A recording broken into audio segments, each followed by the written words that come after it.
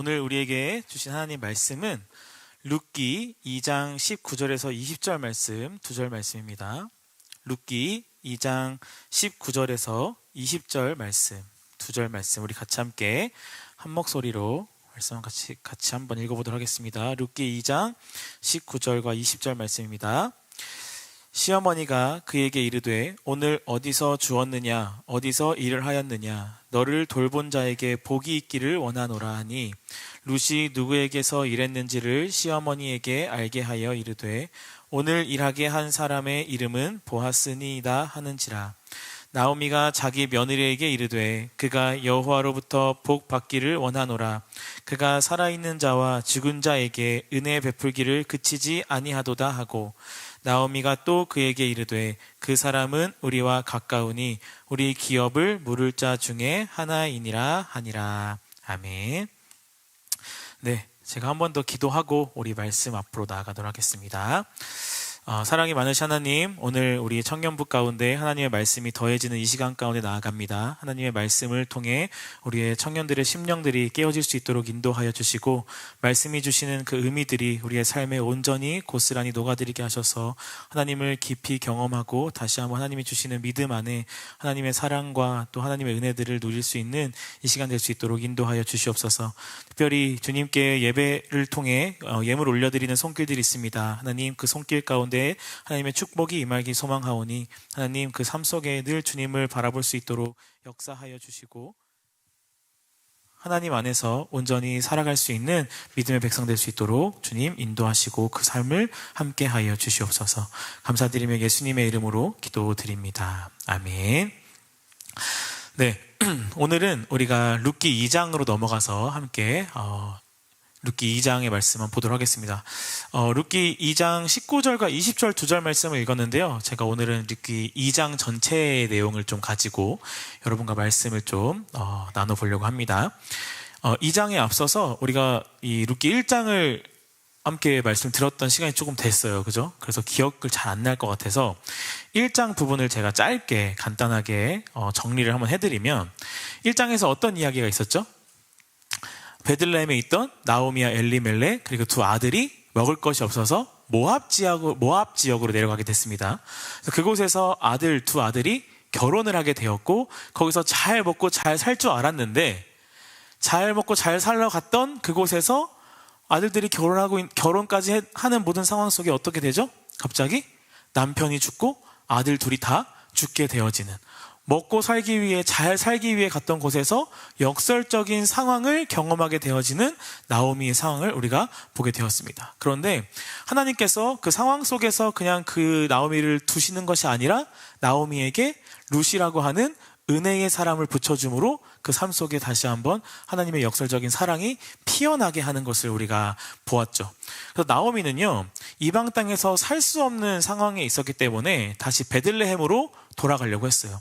그래서 아들들이 다 이제 죽었고 또 며느리들에게 자신이 다시 줄 아들들이 없으니까 이방 땅의 모압 땅의 여인들이었던 며느리들에게 그냥 모압 땅에서 지내라 라고 이야기하고 자신만 베들레헴으로 돌아오려고 했는데 그때 누가 이 시어머니인 나오미를 따라오죠?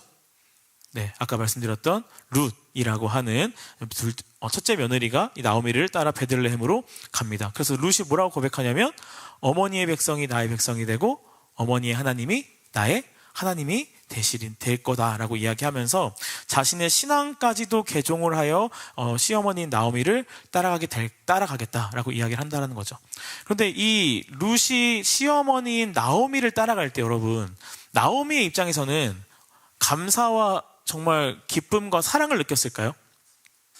그렇지가 않았다라는 것이죠. 나오미 입장에서는 남편도 없고 아들도 없는 상황에서 이방 여인을 데리고 다시 한번 베들레헴으로 간다라는 것은 먹고 사는 것에 있어서 답이 없는 가정 가운데 내가 또 다른 누군가를 책임져야 하는, 그것도 이방 과부인 여자를 책임져야 하는 상황 속에 있기 때문에 나오미에게 있어서는 이 룻이 함께 가는 게 오히려 부담이었다라는 거예요. 네, 그래서 나오미가 1장 21절에서 이렇게 고백해요. 베들레헴에 돌아오면서 베들레헴에 있던 자신과 같이 있던 이스라엘 백성들에게 이렇게 고백합니다. 함께 읽어볼까요? 내가 풍족하게 나갔더니 여호와께서 내게 비어 돌아오게 하셨느니라. 여호와께서 나를 징벌하셨고 전능자가 나를 괴롭게 하셨거늘 너희가 어찌 나를 나옴이라 부르느냐 하니라. 나오미가 뭐라고 얘기했어요? 내가 풍족하게 나갔다가 지금 어떻게 돌아왔다고요? 비어 돌아왔다라고 되어 있습니다. 우리가 아는 것처럼 갈 때는 남편도 있었고 아들도 있었다가 그곳에서 다 잃어버린 채로 돌아왔으니까 모든 것이 다 빈 상태로 돌아왔구나 라고 생각할 수 있지만 옆에 누가 있죠 지금? 룻이 함께 있단 말이에요. 룻은 나오미에게 있어서 뭔가 자신에게 뭔가 채워줄 수 있는 하나의 존재가 아니라 자신에게 있어서 오히려 되게 짐짝 같은 존재였다라는 거죠. 그래서 나는 그냥 텅 빈 채로 돌아왔다라고 이야기를 한다라는 겁니다. 나오미 입장에서 그렇지만 룻의 입장에서는 여러분 자신의 존재가 좀 부담이 되어지고 시어머니의 그런 말을 옆에서 들었을 때 어떻게 느껴졌을까요? 눈치가 보였을 것 같아요. 내가 괜히 따라왔나? 나 따라오지 말걸. 그냥 내 고향인 모압에서 지내는 게 낫지 않았을까? 너무 눈치 보이고 그냥 뭔가 되게 서운하기도 하고 주눅 들었을 수도 있을 것 같아요. 근데 성경에서는 그런 이야기에 이 룻이 주눅 들거나 섭섭해하거나 어떤 분노하는 모습을 보여주지 않고 있다는 겁니다. 그렇게 1장이 마무리되고 어디로 흘러가냐면 오늘 우리가 함께 보는 이 룻기의 2장으로 넘어가게 돼요. 그렇게 나오미와 룻이 베들레헴으로 돌아오게 돼요. 그리고 나서 2장에 우리가 1절을 읽지 않았는데 1절에서 딱 누가 등장하냐면 새로운 인물 한 명이 등장합니다. 누가 등장하죠 여러분? 네, 1절 말씀 같이 한번 읽어볼까요? 시작. 나오미의 남편 엘리멜렉의 친족으로 유력한 자가 있으니 그의 이름은 보아스더라. 네, 보아스가 여기서 딱 등장하게 돼요.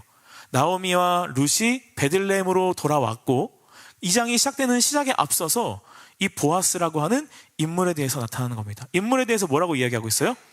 유력한 자라고 이야기합니다. 유력한 자. 이 유력하다는 의미는 뭘까요, 여러분? 유력하다는 의미는요, 돈이 많은 것을 의미해요. 되게 부유하다. 또 뭘 의미하냐면 그 성품이 굉장히 좋은 되게 덕망 있는 사람이다라는 걸 이야기하는 거예요. 그러니까 이 보아스는 어떤 사람이에요? 돈도 많고 성품도 굉장히 좋았던 사람이다라고 이야기하고 있는 거죠. 그리고 나서 2절에서 이 등장하는 보아스와 함께 2절에서 무엇이 나오냐면 룻이 시어머니인 나오미에게 이야기하는 둘의 대화가 나오는데요. 이 대화 함께 한번 읽어볼까요? 시작. 모압 여인 룻이 나오미에게 이르되 원하건대 내가 밭으로 가서 내가 누구에게 은혜를 입으면 그를 따라서 이삭을 주겠나이다 하니 나오미가 그에게 이르되 내 따라 갈지어다 하매.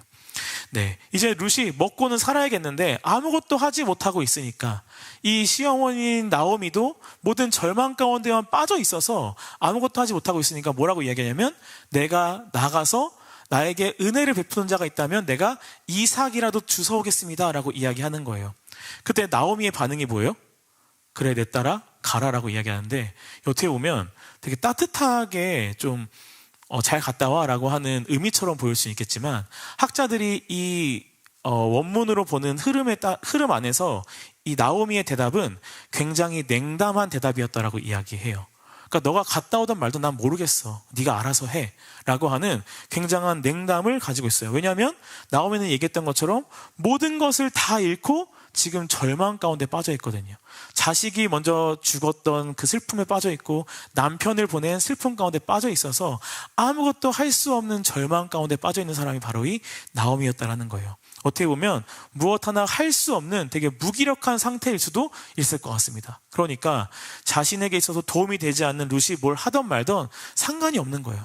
네가 가서 이삭을 주워오든 말든 그냥 네가 알아서 해 라고 이야기하는 거죠. 이 둘의 대화가 사실 오늘 우리가 이 2장의 말씀을 통해서 묵상하고자 하는 하나님께서 우리에게 이 룻기 2장을 통해 보여주시고자 하는 것이 무엇인지를 담아내고 있다는 거예요. 이 2장에서 2절에서 룻이 시어머니인 나오미에게 어떻게 이야기하죠? 내가 밭으로 가서 내가 누구에게 은혜를 입으면 내가 이삭을 주워오겠다라고 이야기합니다. 여러분, 이 은혜라는 말, 이것이 오늘 이 대화에 나타나는 핵심이자 2장에 나타나는 핵심 단어예요. 은혜. 이 은혜라는 말은요, 여러분, 히브리어로 하면 뭐라고 할까요? 네, 히브리어도 모르는데 자꾸 물어봐가지고, 그죠? 헤세드라고 합니다. 여러분 많이 들어보셨죠? 헤세드라고 해요. 헤세드. 이 헤세드라고 하는 단어는요, 한마디로 뜻이 뭐다라고 정의하기가 굉장히 어려워요. 헤세드라고 하는 단어가 가지는 의미가 굉장히 많거든요. 우리가 방금 읽었던 것처럼 은혜라는 단어로 해석되기도 하고요, 인애라고 하는 단어로 해석되기도 하고, 사랑이라는 단어로도 해석되기도 합니다. 그러니까 이 헤세드라는 말을 한마디로 정의할 수가 없어서 오늘 성경에서 이 헤세드라는 의미가 어떤 의미인지를 알려주기 위해서 2장의 스토리를 통해 이 헤세드가 어떤 걸 담고 있는 말인지를 우리에게 알려준다는 거예요. 그래서 우리는 오늘 2장의 이야기를 통해서 우리가 헤세드가 무엇인지 그 의미를 느끼고 경험하고 깨달을 수 있다는 거예요. 한 단어를 딱 정해야 하는 것이 아니라 스토리를 통해서 우리에게 느낌적으로 다가오게 하는 거죠. 자, 그래서 이 룻기에 나타나는, 2장에 나타나는 이 헤세드를 좀 바라보려고 하는데요. 룻기에 나타나는 이 헤세드에 대해서, 이 이야기가 담고 있는 헤세드의 의미에 대해서 한 학자가 어떻게 이야기했냐면, 신학자가 선을 넘는 사랑이라고 이야기했어요. 선을 넘는 사랑. 이 선을 넘는 사랑이라고 하는 것은 어떻게 보면 좀 되게 위험한 사랑처럼 보일 수도 있어요. 근데 그런 위험한 사랑이 아니라 굉장히 감동적이고 굉장히 우리 마음을 따뜻하게 하는 사랑이라는 것을 의미하는 거예요. 어떻게 우리에게 감동적이고 따뜻한 사랑인지를 보여주는데요. 이 선을 넘는 사랑, 또 다른 말로 하면 한계를 넘는 사랑이라고 우리가 생각할 수도 있어요. 한계를 넘는 사랑. 이 룻이 보여주는 사랑 자체가 선을 넘는 사랑이자 한계를 넘는 사랑이기 때문인데요. 이 룻이 시어머니인 나오미를 향해서 그런 사랑을 계속 보여주고 있다는 거예요. 자신이 살던 곳을 버리고 시어머니 나오미를 따라왔습니다. 시어머니는 이 룻에게 감사하는 마음도 사랑하는 마음도 고마워하는 마음도 없어요. 자신의 절망 가운데만 빠져있고 오히려 룻을 굉장히 냉담하게, 그리고 무책임하게, 혹은 자기의 짐짝처럼 없어 있는 존재가 되게 부담스럽게 대하고 있다는 것이죠. 룻은 그런 가운데 섭섭하거나 분노하지 않아요. 아까 이야기했던 것처럼. 왜냐하면 룻이 보여주는 사랑이 이 헤세드의 사랑, 한계를 넘는 사랑이기 때문이라는 거예요. 이 한계를 넘는 사랑이라는 것에서 우리가 좀 이야기를 보면서 보면 좋을 것 같은데, 우리가 살아봐서 알겠지만 여러분, 우리가 어떤 늘 사랑을 베풀고자 할 때 우리에게는요, 어떤 상처받지 않는 어떠한 선에서 사랑을 베풀고자 해요. 그러니까 내가 모든 것을 다 주는 것처럼 사랑하고 베풀고자 하지만 우리 각자만의 내가 이 정도 선 안에서 베풀고 사랑하면 내가 자유롭게, 내가 상처받지 않고 사랑할 수 있어라고 하는 우리들만의 각자의 선이 있다는 거예요. 왜냐하면 살다 보니까 선을 넘어서 내가 사랑하고 베푸는데 그것에 대해서 오히려 나는 상처가 되고 분노가 되고 후회가 된다는 걸 우리가 많이 경험했기 때문이에요. 왜냐하면 이 사회적으로 우리에게 늘 뭘 이야기하냐면 우리에게 사회적인 선을 늘 이야기합니다. 그래서 우리는 각자가 그 선을 가지고 살아갈 때가 있다는 거예요. 선을. 근데 이것이 사회적으로 살아갈 때 가지고 있는 선에서 멈추는 것이 아니라 우리가 신앙 속에서도, 우리가 사람들의 관계 속에서도, 공동체 안에서도 어떤 선을 가지고 있다는 거예요. 자, 예를 들면 이런 거죠. 누군가는요, 다른 사람들에게 밥을 살 때요, 내가 2번 정도 사면 상대방이 1번 정도 사는 거 나는 오케이 할 때가 있어요. 근데 내가 2번 샀는데 상대방이 1번도 안 사. 그럼 그때부터 약간 짜증이 나요. 내가 이 밥을 사줘야 되나? 내가 너무 손해인데? 얘는 얻어먹기만 하네. 너무 싫다. 밥 안 사줘야지. 라고 하는 선이 있어요. 누군가는 내가 1번 사면 제가 1번 사야 되고, 또 누군가에게는 좀 더 넓은 선이 있겠죠. 내가 여러 번 사도 제가 언젠가는 1번쯤 사면 난 괜찮아 라고 하는 선들이 있을 거예요. 이렇게 예를 들었지만 우리가 살다 보면 사회 속에서도, 이 교회 공동체 안에서도 이 선, 사랑의 선으로 인해서 상처받을 때가 굉장히 많다는 겁니다.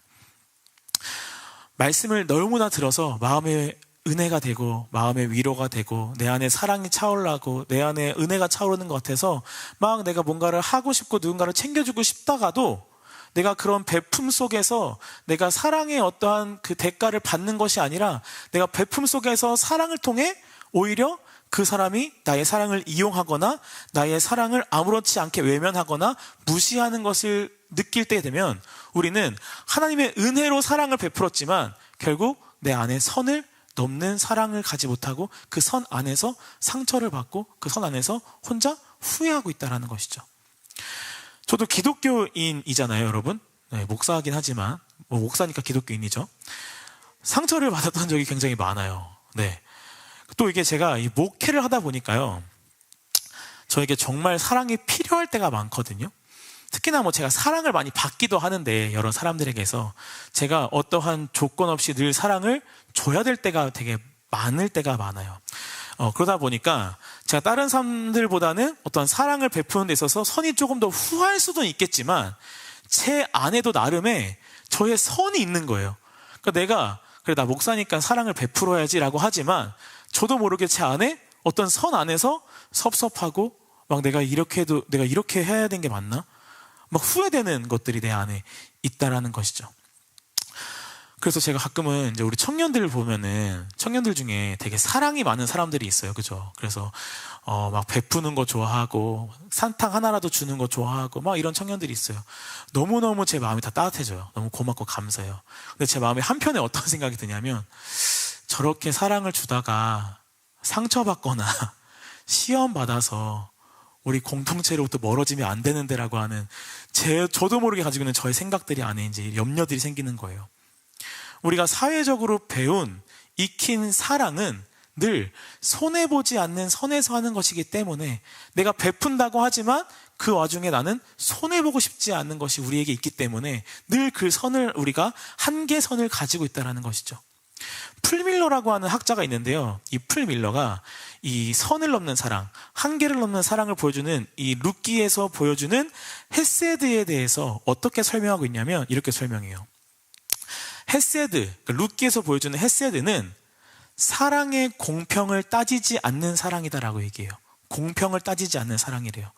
헤세드의 헌신은 상대가 나를 어떻게 대하는가와는 무관하다라는 거예요. 룻이 보여준 사랑이 그랬잖아요. 시어머니인 나오미가 자신의 사랑에 대해서 어떻게 반응하든 상관없이 자신은 계속 사랑을 주고 있었다는 모습인 거죠. 헤세드의 사랑, 이 사랑은 공평을 따지지 않고 상대방이 어떻게 나를 대하는가와는 무관하다라는 겁니다. 그래서 나오미가 같이 올 때 감사하는 마음도 가지 않았을 때, 그리고 베들레헴으로 와서 나는 공허하다라고 이야기하면서 룻을 무시하는 듯한 발언을 했을 때, 오늘도 이삭을 주우러 가는 데 있어서 되게 냉담하게 대답하는 이 시어머니 앞에서 룻은 상처를 받지 않는 거예요. 왜냐하면 이 헤세드에 대한 사랑은 우리의 잘못된 동기를 모두 없애준대요.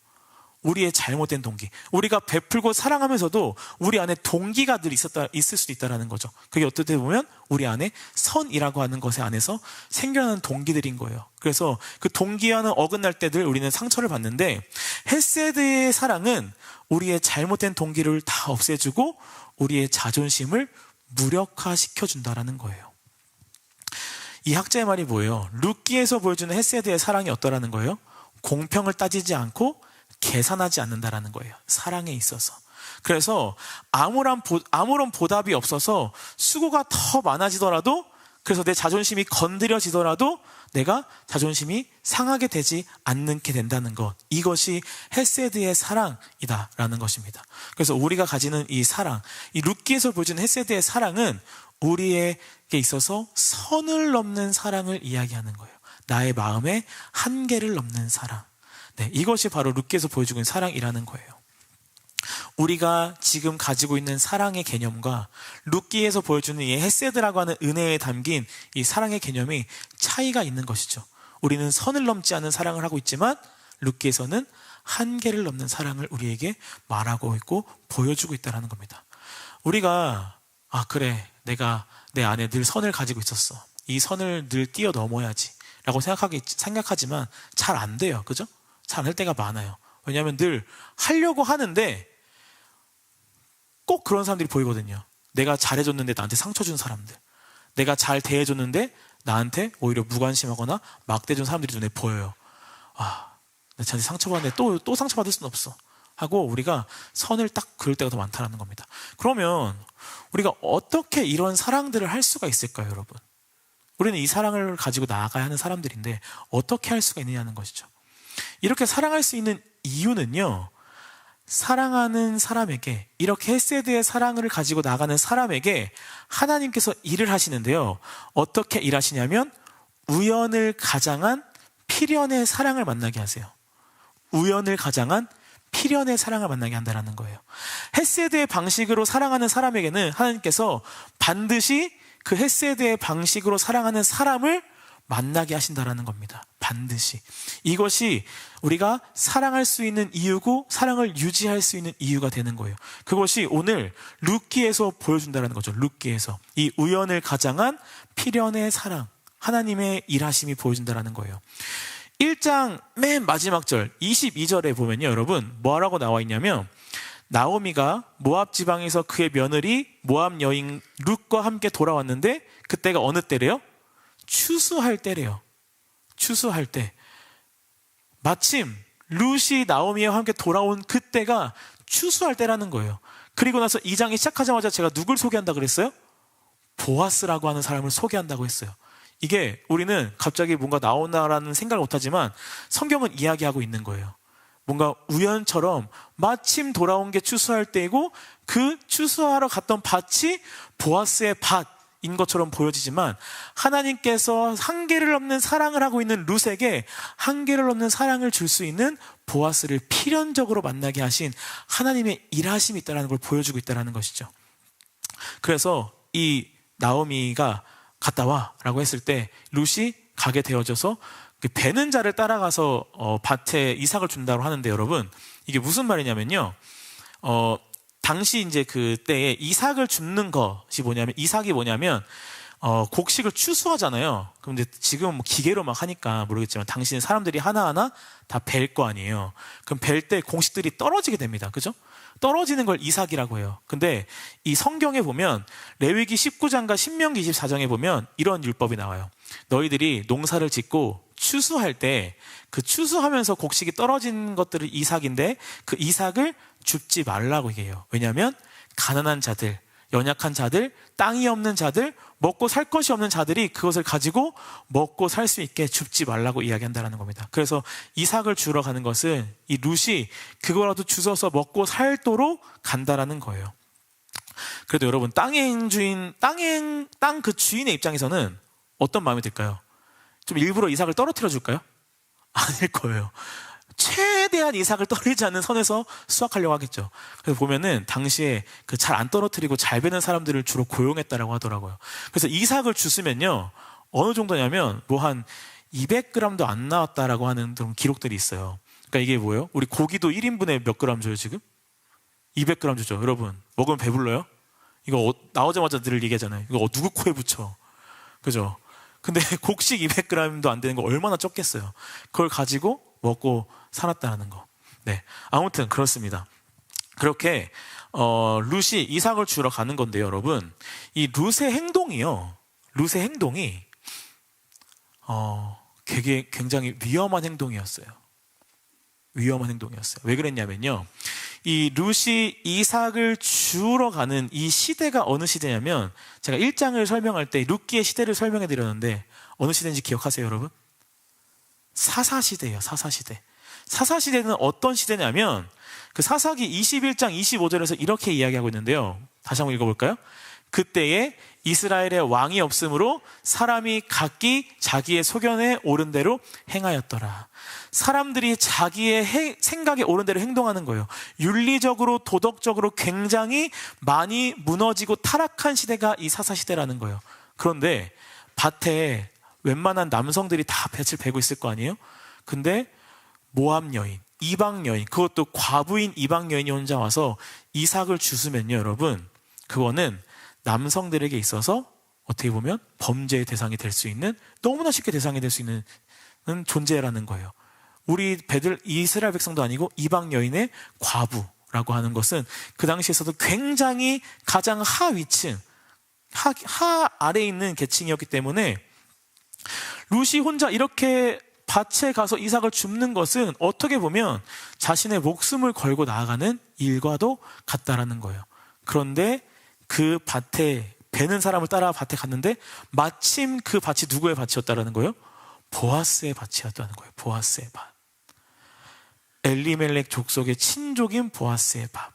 그래서 룻기는 우연처럼 보이는 이야기들을 우리에게 계속 해줍니다. 마침 걔네가 올라갔더니 추수할 때야. 먹고 살려고 마침 밭을 찾아갔더니 그 위험한 때에 밭을 찾아갔더니 마침 보아스의 밭이야. 우리는 우연의 연속처럼 보이는 이야기를 보고 있지만 하나님께서는 헤세드의 사랑을 하는 자에게 헤세드의 사랑을 만나게 하시는 필연적인 일하심을 가지고 나아가고 있다는 것이죠. 이런 하나님께서 우연을 가장한 필연의 이야기들이 사실 성경엔 굉장히 많아요. 그 중에서 가장 대표적인 게 사도행전인데요. 사도행전을 보다 보면요, 바울이 전 세계를 다니면서 전도를 합니다. 전도 여행을 하게 돼요. 그래서 예수 그리스도를 전하는 일에 매진하게 되는데 이 바울도 그냥 했던 것이 아니라 어떻게 보면 하나님의 헤세드의 사랑으로 말씀을 전한 거예요. 사람들이 자기를 핍박해도, 사람들이 하나님의 말씀을 믿지 않고 자신을 죽이려고 해도 그 모든 것들을 다 감당해내며 했던 사역이기 때문에 진작에 이게 헤세드의 사랑이 아니었다면 분명히 다 때려쳤을 거예요. 나를 죽이려고 하고 나를 위협하고 내 목숨을 앗아가려고 하는 위험 속에 있기 때문에 굳이 안 하고 싶었겠죠.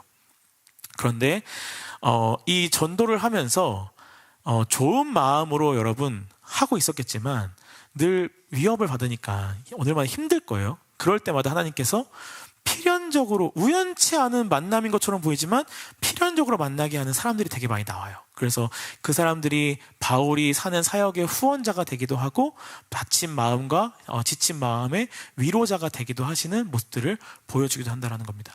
여러분들이 얼마 전에 우리 그래도 나가서 전도 한번 해봤잖아요. 그죠?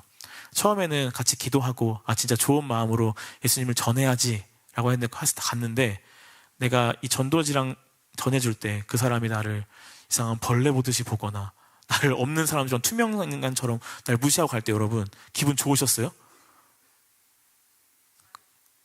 네. 몇몇 청년들이 와서 너무 마음이 순간순간 흔들렸다라고 얘기하더라고요. 힘들었다. 나는 그래도 하나님의 사랑을 전하려고 전해주는데 사람들이 나를 거부하니까 너무 마음이 흔들렸다. 우리가 이 사랑을 전할 때 헤세드의 사랑을 했다면 우리가 오히려 상처받지 않을 수도 있어요. 내가 대가를 바라지 않는 사랑을 하기 때문에. 그렇지만 우리가 하는 사랑은 늘 선을 가지고 어떤 대가나 어떤 우리 목적을 가지고 있는 사랑이기 때문에 그런 것이 많다라는 겁니다. 네, 아무튼 그래요. 그래서 하나님께서 오늘 룻기를 통해서 이 만남을 필연적으로 주어 주셨다라는 거예요. 룻에게 이 보아스라고 하는 인연에 대해서. 이것은요, 이 우리에게도 일어날 수 있어요. 그러니까 어떻게 보면은 그러면 저도 지금부터 헤세드의 사랑을 하면 저의 한 짝을 드디어 만날 수 있는 건가요? 결혼할 수 있는 짝을 만날 수 있는 건가요? 라고 생각할 수 있겠지만 이 보아스라고 하는 룻기에서 보여주는 것은 어떻게 보면 사랑하는 어떤 이성의 만남도 있지만 우리가 그 바울의 사역을 통해서는 공동체적인 관계를 맺는 한 명의 사람을 만나는 것을 보여준다라는 거예요. 그래서 내가 이런 사랑에 대해서 그런 사람들을 만나서 하나님께서 나를 위로하시기도 하시고 그 사랑을 더 경험하고 깨닫게 하시기도 한다라는 겁니다. 룻은 보아스를 만납니다. 그리고 어떻게 되냐면 그 보아스로부터 자신이 주었던 한계가 없는 사랑을 누리게 해요. 누리게. 8절과 9절 말씀인데요. 8절과 9절 말씀 우리 같이 읽어볼게요. 시작. 보아스가 룻에게 이르되 내 딸아 들으라. 이삭을 주우러 다른 밭으로 가지 말며 여기서 떠나지 말고 나의 소녀들과 함께 있으라. 그들이 베는 밭을 보고 그들을 따르라. 내가 그 소년들에게 명령하여 너를 건드리지 말라 하였느니라. 목이 마르거든 그릇에 가서 소녀들이 길어온 것을 마실지니라 하는지라. 뭐라고 얘기해요? 너가 여기서 마음껏 이삭을 주서 저 소녀들과 함께 있어. 그리고 내가 소년들에게 너를 건들지 말도록 내가 명령할게 라고 하는 이야기들을 쭉 하고 있어요. 그래서 이 중간 부분, 2장의 중간 부분 보면 룻이 보아스를 만나서 누리게 되어지는 것들이 엄청 많이 나와요. 그 중에 대표적인 게 또 하나가 뭐냐면 14절인데요. 14절에서 보아스가 룻과 함께 식사할 때 자신의 것을 같이 먹자라고 합니다.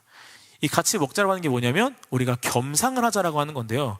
지금은 뭐 겸상하는 것이 아무렇지 않지만 당시에는 나름의 계층이 나눠져 있었어요. 사람들의 신분이 있었단 말이죠. 율법을 따르는 자들이었지만 인간의 욕심으로 인해서 그 중에 신분의 계층들이 나눠졌는데 이 보아스라고 하는 사람은 되게 상위 신분이었어요. 탑3 안에 들은 신분에 있었고, 오늘 보고 있는 룻은 어떤 신분이었을까요? 가장 마지막에 있는, 당시 뭐 한 16개의 신분으로 나눠져 있다고 하는데, 보아스는 3단계 안에 드는 신분이었다면 이 룻은 거의 뭐 16위 정도에 있는 신분이었다는 것이죠. 둘이 겸상을 할 수가 없었는데 어떻게 하고 있다는 거예요? 겸상을 하고 있다는 거예요. 보아스는 사회적으로 세워진 선을 넘어서 룻에게 사랑을 보여주고 베풀고 있다는 것입니다. 그리고 그렇게 베풀어주는 이유에 대해서 룻이 물어요. 나한테 왜 이렇게 베푸냐. 그때 11절에서 뭐라고 이야기하냐면 보아스가 네가 내 남편이 죽은 후에 내 시어머니에게 행한 모든 것과 내 부모와 고국을 떠나서 전에 알지 못했던 백성들에게 온 일에 대해서 내가 다 알고 있다. 그래서 너는 이것을 통해 받아도 충분한 사람이다라고 이야기한다는 거예요. 뭘 얘기하고 있는 거냐면 하나님께서 우리의 모든 사랑에 한계없는 사랑을 하는 사람들에게 늘 알고 계신다는 거예요. 너가 어떠한 마음으로 하고 있고 어떤 상황 속에서 어떠한 뜻 속에서 이걸 하고 있는지 난 이미 다 알고 있어. 그래서 너의 삶 속에 한계가 없는 사람들을 만남을 통해 그 사랑이 흩어지지 않고 무너지지 않도록 내가 너와 함께하고 너에게 일할 거야 라는 것을 보여주고 있다는 겁니다. 이 보아스의 대답이 우리를 향한 하나님의 대답과 마찬가지라는 거예요. 그래서 한계를 넘는 사랑을 하는 사람, 이 헤세드의 사랑을 가지고 있는 사람은요, 그 헤세드의 사랑을 가지고 있는 사람을 만나는 것 뿐만이 아니라 그 사람과의 관계 속에서 내가 오히려 헤세드의 사랑을 누리게 되어지는 상황 가운데 놓이게 된다는 겁니다. 여러분, 이 헤세드의 사랑이 주는 유익은요, 내가 베푸는 것뿐만 아니라 누리게 되는 건데요, 여기서 또 한 가지 유익이 있습니다. 오늘 읽었던 2장 19절과 20절 말씀이 우리가 누리게 되어지는 헤세드의 사랑의 또 다른 유익인데요, 뭐냐면 우리 모두가 사실 여러분 이 헤세드의 사랑을 하면 좋겠죠. 내 마음의 선을 넘고 한계를 없는 선을 넘는 사랑을 하면 좋겠죠. 그런데 누군가는 할 수 없다고 얘기할 수도 있어요. 저는 못합니다 라고 얘기할 수도 있습니다. 그런데 우리 안에 사람들이 전체는 하지 못해도 몇몇 사람들이 그 헤세드의 사랑을 함께 나누고자 한다면, 그리고 나누고 있다면 그 사랑이 우리 안에 퍼져간다는 거예요. 나오미는요 1장까지 그리고 2장의 그 중반까지 계속 절망에 빠져 있고 삶의 무기력함으로 살아갈 이유가 없었어요. 그런데 19장과 20절에 보면은 그 말씀을 통해 뭘 알 수 있냐면 나오미가 룻이 받았던 사랑을 들음으로 인해서 나오미에게 뭐가 피어나고 있냐면 소망이 피어나고 있어요. 희망이 생겨나고 있고 소망이 피어나고 있다는 겁니다. 그래서 룻이 했던 이 한계를 없는 사랑을 통해 룻만 그 사랑을 만나고 누리는 것이 아니라 함께 있던 나오미마저 인생의 절망 가운데 희망을 가지고 소망을 품게 되어지는 역사를 누리게 된다는 거예요. 우리 공동체 안에 이 한계를 넘는 사랑, 헤세드의 사랑을 우리가 조금씩 하고 있다면 그 사랑만 누리는 것이 아니라 그 사랑이 우리 공동체 안에 퍼져간다는 겁니다. 그래서 우리 공동체가 소망을 찾게 되고 희망을 찾게 된다는 것이죠. 또 한 가지 유익이 있어요. 마지막에 이것만 얘기하고 마치려고 하는데요, 요한일서 3장에 보면 이런 말씀이 있어요. 23절과 24절 말씀인데요, 우리 같이 한번 이 말씀 읽어볼까요? 시작. 그의 계명은 이것이니 곧 그 아들 예수 그리스도의 이름을 믿고 그가 우리에게 주신 계명대로 서로 사랑할 것이니라. 그의 계명을 지키는 자는 주 안에 거하고 주는 그의 안에 거하시나니 우리에게 주신 성령으로 말미암아 그가 우리 안에 거하시는 줄을 우리가 아느니라. 여기서 두 가지가 나와요. 뭐라고 하냐면 서로를 사랑하는 계명을 지켜라 라고 말씀하고 계시고요, 그리고 그 지키는 결과, 사랑하라는 계명을 지키는 결과가 어떻게 나타나냐면 서로 그 사랑의 계명들을 사랑하는 사람들 안에 우리가 하나님이 우리 안에 거하시는 것을 어떻게 된대요? 알게 된대요. 하나님이 우리 안에 거하시는 것을 알게 된다라고 이야기하고 있다는 겁니다. 우리가 신앙생활을 하면서 가장 어렵고 가장 마음이 힘든 게 뭐냐면 내가 말씀을 보고 기도를 하고 하나님의 말씀대로 살아가려고 하는데 내 안에 정말 하나님이 계신지 모를 때가 많아요. 내가 정말 하나님을 믿고 살아가고 있지만 그분이 나와 함께 하시는 걸 내가 잘 경험하지 못하고 느끼지 못할 때가 많아요. 그리고 내가 말씀대로 사랑할 수 있는지도 모르겠고, 그러다 보면 점점 나에게 진짜 믿음이 있는가 없는가를 내가 고민하고 내가 생각할 때가 있다는 겁니다. 이때 필요한 게 뭐냐면 사랑하라고 하는 계명을 지켜나가는 거예요. 사랑하지 못한다고 해서 여러분 구원받지 못하는 건 아니에요. 그럼 왜 사랑을 우리가 지켜날까요? 이 계명을? 오늘 이야기하는 것처럼 이 사랑을 통해서 우리가 예수 그리스도를 알아갈 수 있다는 거예요. 알아갈 수 있다. 그분이 내 안에 계시는 것을 알아갈 수 있다는 거예요. 주님의 은혜로 구원받은 우리이지만 그분의 명령을 따라서 사람들을 사랑하지 않게 된다면 우리는 계속해서 믿음의 확신, 구원의 확신을 가져갈 수가 없다는 것이죠. 주님이 나와 함께 계시고 그분이 내 마음을 알아주시고 계시다는 것은 무엇을 통해서? 이 헤세드의 사랑을 통해서 우리가 깨닫게 되어진다는 겁니다. 왜 그럴까요? 내가 사랑을 할 때 하나님께서 필연적으로 그 사랑하는 사람들을 만나게 하시고 내가 그 사랑을 다시 한번 누리게 하세요. 그럼 우리가 뭘 깨달아요? 이 헤세드의 사랑이 어떤 건지를 깨닫게 돼요. 하나님이 주시는 사랑이 무엇인지를 다시 한번 깨닫게 돼요. 그러면 그 사랑의 깊이를 알게 되고 그 사랑을 온전히 깨닫게 되고 그때 하나님께서 어떤 사랑으로 나를 구원하셨는지를 우리가 다시 한번 알게 되는 경험을 누리게 된다는 거예요. 그것을 통해서 하나님을 우리는 만나게 되고 알게 되고 내 안에 계시는 성령 하나님, 다시 한번 예수 그리스도를 우리가 만나고 깨닫게 되고 그래서 믿음의 확신과 구원의 확신을 다시 한번 경험하게 된다는 것이죠. 우리가 사랑하면 우리는 알아갈 수 있어요. 반대로 사랑하지 않으면 우리는 확신할 수 없는 믿음 가운데 걸어갈 수밖에 없다라는 것입니다. 여러분, 오늘 이 룻기의 이야기가 보여주는 것, 그 안에 담긴 헤세드는요, 우리에게 있어서 선을 넘는 사랑을 이야기해요. 한계를 넘는 사랑. 그 한계를 넘는 사랑은 뭐였어요? 우리가 손해보지 않을까, 내가 상처받지 않을까, 내가 어떤 아픔을 겪지 않을까라고 하는 두려움으로부터 가져가는 사랑이 아니라 내가 오히려 그것으로부터 자유하게 되어지는 사랑을 하게 되어지는 것들이라는 겁니다. 그런 사랑의 순종을 행할 때 하나님께서는 우리를 가만 내버려 두시는 것이 아니라 나에게 그 사랑을 만나게 하시고 오히려 또 그 사랑을 누리게 하신다라는 거예요. 그리고 그 사랑을 통해 사랑이 공동체에 퍼지게 하게 하시고 그 사랑을 통해서 우리가 하나님을 더 깊게 만나게 하신다라는 거.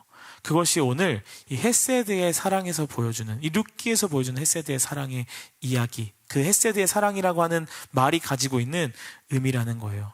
그래서 우리가 이 사랑을 알고 행할 때 여러분, 하나님이 분명히 나와 함께 하시는 것에 대해서 내 마음의 믿음의 갈망과 혹은 내 마음에 있어서 믿음의 걸음을 걸어가는 데 있어서 방황하는 마음이 들 때 내 마음의 확신과 내 구원의 확신을 다시 한번 경험하게 될 겁니다, 여러분. 우리에게 무엇이 있어야 된다고요? 헤세드의 사랑, 그 사랑을 꿈꾸고 기도하며 그 안에서 정말 하나님을 깊게 만나고 믿음의 발걸음 가운데 방황하는 것이 아니라 확신을 가지고 그 사랑 안에 온전히 거하는, 그 사랑을 또 누리게 되어지는 우리 모든 청년들이 되길 예수 그리스도 이름으로 축원합니다.